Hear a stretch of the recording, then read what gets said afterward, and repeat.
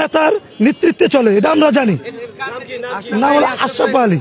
আশরাফ আলী তো রাজনীতি ব্যক্তি, তার সাথে অনেক লোকজন থাকতেই পারে, তিনি কেন লিড দিবেন? উনি তার কর্মী, উনি তো তাকে লিড দিবে। তার কি আমরা লিড দিতে পারবো? আপনারা লিড দিতে পারবেন? উনি তো তাকে লিড দিবেন, এই তো বাস্তবতা। হাজার হাজার কর্মী আছে, ওনার তো হাজার হাজার কর্মী থাকলে তো হবে না। উনি কিছুদিন আগে, 2 দিন আগে একটা ফোন স্ট্যাটাস দিছে যে জয়নাল আবেদিন আমার খুব সক্রিয় কর্মী, উনি অনেক কিছু করছে। টিআই প্যারেড বলে একটা আইনি কথা আছে, আসামি চিহ্নিতকরণ, অর্থাৎ বাদী কাঠগড়ায় আসামি চিহ্নিত করে যে সে চিনে কিনা। প্রয়োজন হলে প্রশাসন থেকে এই ব্যবস্থা করা হোক, যাদের নামে মিথ্যা মামলাগুলো দিয়েছে এই বাদী চিনে কিনা। যদি চিনে বা আমাদের বিরুদ্ধে কোনো দোষ থাকে, একটা ব্যবসায়ীও অপরাধ করতে পারে, কিন্তু আমাদের পার্ক বাজারের ব্যবসায়ীরা, এই সাধারণ ব্যবসায়ী এই ক্ষেত্রে সম্পূর্ণ নিরপরাধ। না জয়নাল আবেদিনকে আমরা চিনিও না, সে আমাদেরকেও চিনে না। এর মিথ্যা মামলায় হ্যারাসমেন্ট করতেছে আর কি। সে এটা একটা প্রতারণ। না রাজনীতি না, সারা ব্যবসায়ী সবাই ব্যবসায়ী যারা ক্ষুদ্র ব্যবসায়ী, তারা এই মামলারে কেন্দ্র করে আমাদের কাছে তারা অনেক টাকা পয়সার দাবি করে। এই মামলা প্রত্যাহার করে দিব, আমাদের কাছে টাকা পয়সা দাবি করে। আমরা এটা দেই না দেখে আমাদেরকে হুমকি তুমকি দেখাইতেছে, আমাদেরকে ধরে নিবে, মারবে, এরকম হুমকি দামকি। জয়নালকে নিয়ে যে বারবার কথা হচ্ছে, জয়নালকে আসলে প্রকৃত আপনারা চিনেন কিংবা চিনেন? জয়নালকে চিনি না, আমরা জয়নালকে চিনি না, জয়নালের বাড়ি কেন তাও জানি না, আমরা এরকম কোনো কিছু জানি না জয়নালের। জয়নালকে চিনেন না, জয়নাল আপনাদেরকে চিনে না, মানে এইভাবে আসলে কিভাবে মামলাটা হইল? মামলা হইতেছে এগুলা হলো একটা মিথ্যা মামলা। যেরকম আমাদেরকে একটা কেন্দ্র করে আমরা শুনছি যে তার নেতা আশরাফ পাহিলি, তার ওই জয়নাল আবেদিনের নেতা আশরাফ পাহিলি, সে এটারে হ্যাঁ করে তারপর আমাদের কাছে অনেক টাকা পয়সার দাবি করে যে মামলা তুলে নেব, টাকা পয়সা দাও। দাবি করে জয়নাল আবেদিন করে। আর এর হলো নেতা হলো আশরাফ পাহিলি। আশরাফ পাহিলির কাছে জানানো হয়েছে, আশরাফ পাহিলি আর কোনো কিছু সুরাহ করতেছে না। আশরাফ পাহিলির অনেক বক্তবৃন্দ থাকতেই পারে, কিন্তু সেখানে আশরাফ পাহিলি কিভাবে জড়িত হবে এখানে?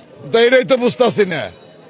সে টাকা পয়সা চাইছে, ধরনের কোনো প্রমাণ? হ্যাঁ, প্রমাণ আছে, সে টাকা চাইছে আমাদের কাছে, আমরা দেই নাই। নাম শুনেছি শুধু, তাকে আমি চিনি না, এবং আমার বিশ্বাস যে আমাকেও সে চিনে না।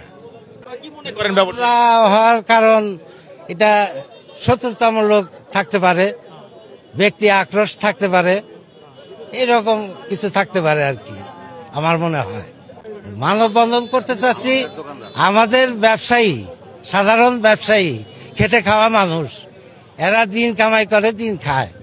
এরা তো ওই মিটিং মিছিলে যাওয়ার লোক না, এবং এরা ওই পিস্তল রাইফেল বোমাবাজি করা লোক না আমার জানা মতে, বুঝছেন।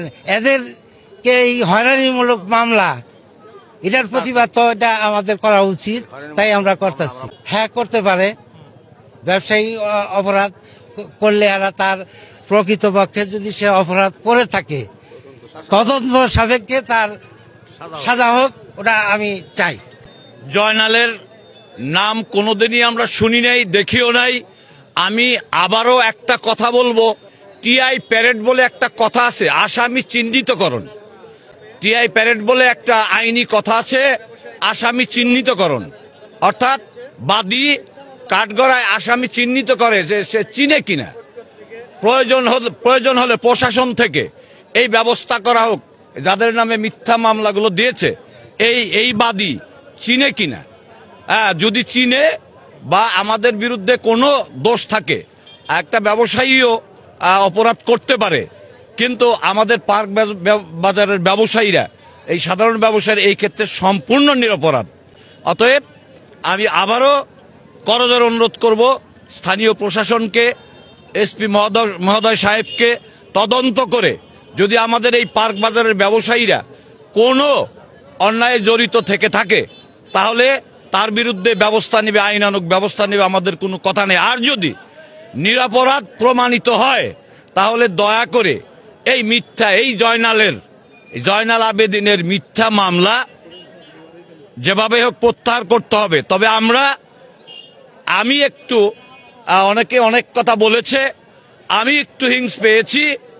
আমাদের এই পার্ক বাজারের এগেনস্টে একটা মানে অবৈধ বাজার চালু হতে যাচ্ছে টাঙ্গাইল বাইপাসে।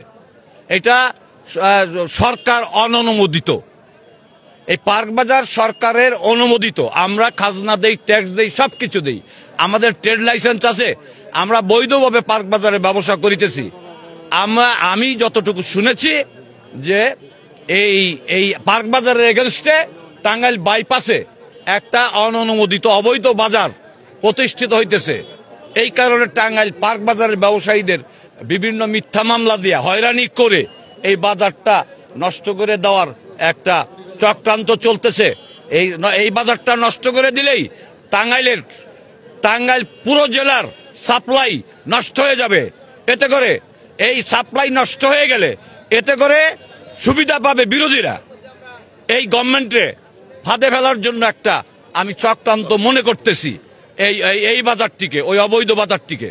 নেতার নেতৃত্বে চলে, এটা আমরা জানি। নাম হলো আশরাফ আলী। আশরাফ আলী তো রাজনীতি ব্যক্তি, তার সাথে অনেক লোকজন থাকতেই পারে, তিনি কেন লিড দিবেন? উনি তার কর্মী, উনি তো তাকে লিড দিবে। তার কি আমরা লিড দিতে পারবো? আপনারা লিড দিতে পারবেন? উনি তো তাকে লিড দিবেন, এই তো বাস্তবতা। হাজার হাজার কর্মী আছে, ওনার তো হাজার হাজার কর্মী থাকলে তো হবে না। উনি কিছুদিন আগে, 2 দিন আগে একটা ফোন স্ট্যাটাস দিছে যে জয়নাল আবেদিন আমার খুব সক্রিয় কর্মী, উনি অনেক কিছু করছে। তো উনি অনেক কিছু করছে, তাহলে ওনার জন্য তো উনিই করবে। আর উনি আত্মসাতের জন্য কিছু টাকা ইনকামের জন্য এগুলা করতেছে। তাহলে এটাই তো বাস্তব প্রমাণ। তা না হলে একজন অসাধু লোকের জন্য সে ছাপাই গাইতো না। তা অতএব তার কোনো লাভ আছে, তার কারণে সে আজকে ছাপাই গাইতেছে। আপনি দেখেন, ফেসবুকে ঢুকেন, ইউটিউবে ঢুকেন, তার জন্য টাঙ্গাইল তার জেলা অনেক নেতা আছে না বিএনপির, তারা তো তার জন্য কেউ সবাই গাইতেছে না, সবাই তো গাইতেছে। একটা আলী কেন সে গাবে? সে সত্যার পর থাকবে। সে বলবে যদি কেউ আসামি না থাকে আপনাদের ডাক দিয়ে বলতো যে সে অন্য যারা ভালো তাদের নাম কাটে দেওয়া হোক, যদি কেউ অন্যায় করে থাকে তাদের বিচার হোক। সে কিন্তু তা বলে না। সে বলে ওই ঠুঙ্গা জনাল আমার কর্মী, ঠুঙ্গা জনাল আমার শীর্ষে, তা বলবে কেন? সে অবশ্যই তার সাথে মদকদাতা। এটার বিচার চাই আমরা।